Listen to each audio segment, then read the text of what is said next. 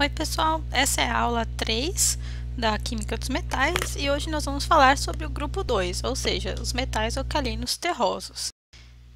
Então, só para relembrá-los, que nós temos nas duas famílias metais alcalinos e alcalinos terrosos e ambos têm características muito parecidas.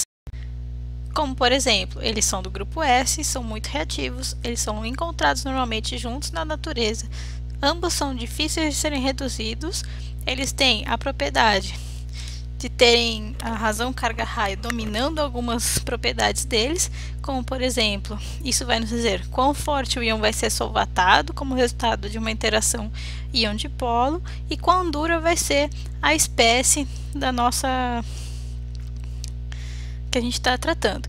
Então, agora essa aula vai ser sobre os metais alcalinos terrosos. Então, só para vocês lembrarem, os alcalinos terrosos são da família 2A, eles têm a valência 2, ou seja, vão formar íons com carga 2+, e eles costumam ser menores do que os metais alcalinos. Então, eles são mais duros do que os metais alcalinos. Tudo bem?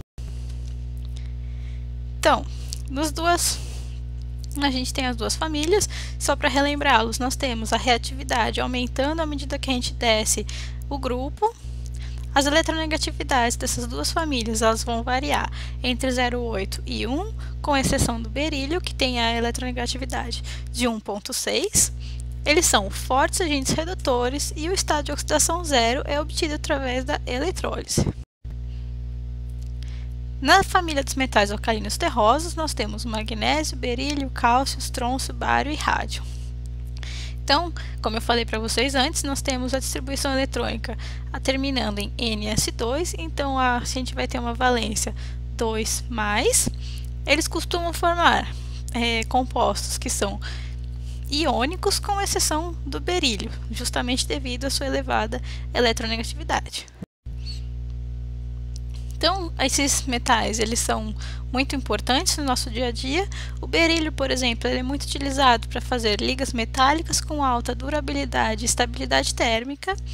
O magnésio, ele é muito utilizado para fazer também ligas metálicas com peso leve e uma grande estabilidade térmica. O magnésio é um elemento muito utilizado na indústria de aviação, por exemplo, e também para fazer altos fornos que resistam a temperaturas muito elevadas. O cálcio, por sua vez, ele é utilizado na indústria de cosméticos. Então, coloquei aqui um exemplo da pasta de dente, que a gente sempre tem a utilização do cálcio nas pastas de dente. E o estrôncio, devido ao seu elevado brilho e sua cor vermelha, quando ele é excitado, ele é muito utilizado em fogos de artifício. Então, para a gente fazer a produção desses elementos na sua forma reduzida, a gente precisa usar dos métodos que eu já tinha mostrado para vocês no outro vídeo. Então, por exemplo, para o berílio, como que a gente faz essa produção? A gente tem que ver que ele, na verdade, é muito pouco abundante na Terra e ele é extremamente tóxico. Então, quando a gente está tratando com berílio, a gente tem que tomar certos cuidados. Para a gente obter o berílio, existem duas maneiras. Ou a gente faz a redução do fluoreto de berílio com magnésio a 1300 graus Celsius, ou a gente faz a eletrólise do cloreto de berílio com cloreto de metais alcalinos. Então, percebam que ambas maneiras vão fazer com que a gente obtenha o berílio no seu estado zero. Já o magnésio, ele é altamente abundante na Terra e ele normalmente é encontrado como silicatos, carbonatos e sulfatos na atmosfera terrestre. Para a gente obter o magnésio, a gente também pode usar duas metodologias. A primeira delas é a eletrólise e a segunda é a redução silicotérmica. Ambos métodos de obtenção, eles juntos fazem com que a gente tenha a produção de 800 mil toneladas de magnésio por ano. Para quem não sabe quanto é uma tonelada é igual ao peso de um hipopótamo. Então, 800 mil toneladas seriam 800 mil hipopótamos. Mas, na verdade, aqui eu falei que a gente pode fazer duas metodologias. Falei da eletrólise e falei da redução silicotérmica. E o que vem a ser a redução silicotérmica? Bom, a redução silicotérmica nada mais é do que um processo feito a 1500 graus Celsius sob pressão reduzida. Então, a gente pega a dolomita, que é esse material que a gente encontra na natureza, que é uma mistura de óxido de magnésio com óxido de cálcio, e reduz ele com sileto de ferro, obtendo então magnésio, um silicato de cálcio e ferro. Tudo bem? E como que a gente obtém o cálcio? Bom, o cálcio, ele é o quinto elemento mais abundante da Terra, e a gente normalmente obtém ele através do cloreto de cálcio fundido. E a gente tem que lembrar que o cálcio ele pode ter um capeamento de óxido e nitreto, então por isso que a gente tem que fazer através da eletrólise do cloreto de cálcio e não através da redução. Já o estrôncio e o bário, eles são os elementos 15º e 14º elemento mais abundantes da Terra, e também a gente obtém eles através da redução dos seus óxidos a elevadas temperaturas com o magnésio. Então percebam novamente que a gente consegue utilizar o estado zero desses metais para a gente conseguir reduzir óxidos desses outros metais para a gente obter eles no seu estado zero. Então, o que a gente vê é que o tamanho elevado e a baixa energia de ionização vão conferir as suas principais reatividades desses elementos, com exceção do berílio, devido à sua forte tendência de ligação covalente, porque ele tem energias de ionização muito maiores do que a energia de ionização dos outros elementos do grupo, e ele costuma ser menor do que os outros elementos do grupo. Então, ele vai ter uma forte tendência de fazer ligações covalentes. Então, quais são as tendências químicas desses metais? Eles são brilhantes, entretanto, no seu exterior, eles também vão ter uma opacidade muito similar aos metais alcalinos. Com uma grande diferença entre os metais alcalinos e os metais alcalinos terrosos é que os metais alcalinos eles são muito mais duros do que os metais alcalinos. Então, que nós vamos ver é que esses metais são opacos ao seu exterior devido à sua oxidação. Então, eles podem formar óxidos e peróxidos. Eles também conseguem reagir com a água, então eles também conseguem fazer alguns hidróxidos na sua superfície e reação com hidrogênio, e eles também conseguem reagir com nitrogênio, então formando nitretos desse metal.